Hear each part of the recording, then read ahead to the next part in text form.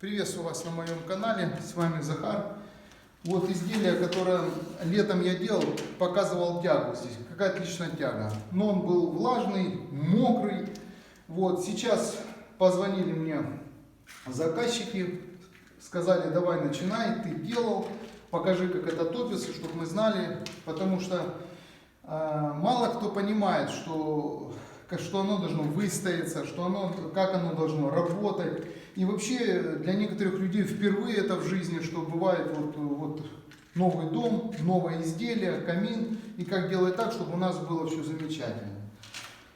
Значит, камин впервые топится, еще не топился ни разу. Сейчас мы его начинаем запускать с нуля. Вот приходит человек, смотрите, и вот он, как будто у вас камин, допустим, даже если топился, и вы сезон где-то работали, где-то отдыхали, вот приехали вы домой на дачу, вы собрались топить, он у вас несколько месяцев не работал.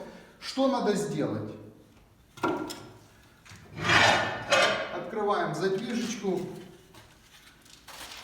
У нас здесь наверху, где тепловой зуб, есть небольшая такая полочка. Чтобы воздушные пробки холодные пробило, вот, мы туда ложим, и она пошла. Я бы так... Все. Вот этот горячий поток пошел наверх, немного надо. В некоторых случаях, если мороз сильный на улице, то может быть что-то побольше. Газетку желательно, потому что газета горит быстро, температурит. И от нее легкий идет горячий воздух. И он проталкивает пробку холодную, которая стоит в дымоходе. Все у нас готово. Мы затапливаем. Зажигаем нашу эту красоту и смотрим.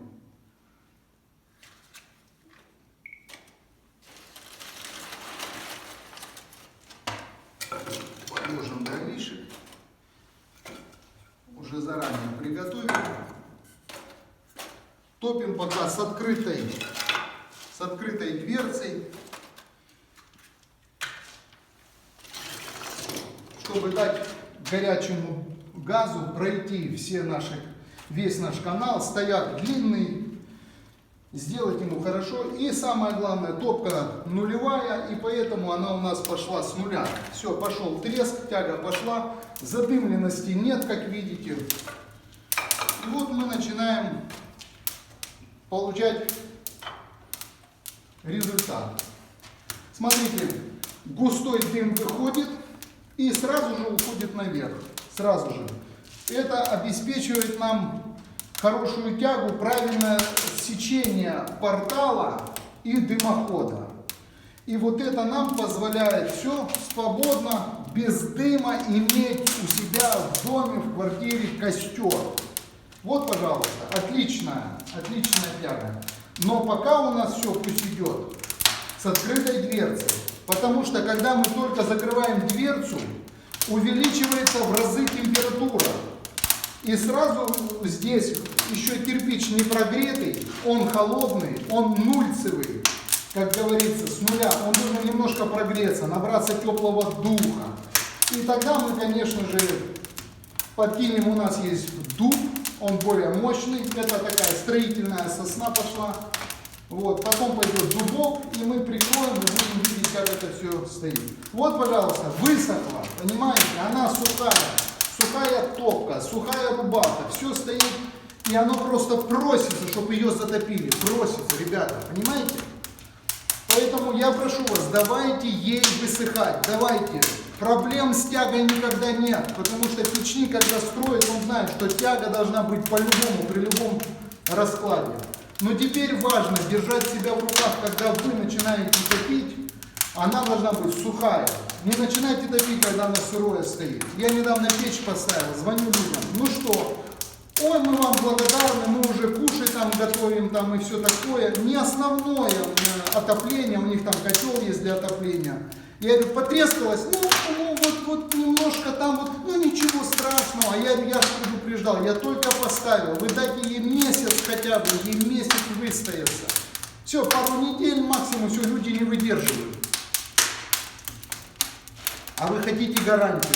Вот будет вам гарантия, когда вы слушаете мастера. Что вам говорит мастер? Смотрите. Пожалуйста, наслаждайтесь треском.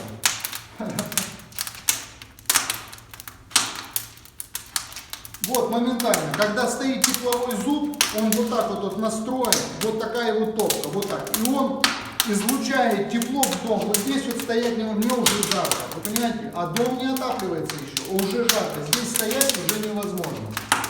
Дыма нет. Угарный газ проверяется. Смотрите, показываю. Вот здесь вот стоишь, и вот над этой частью нюхаешь. Должен быть запах такой же чистый, как везде во всем доме. Это значит, нету угарного газа. Тяга обеспечивается надежная. Все здесь чисто. И даже когда он будет затухать и будет, как бы сказать, блуждающий дымок, и тогда должна быть тяга обеспечена еще лучше, потому что будет прогрето.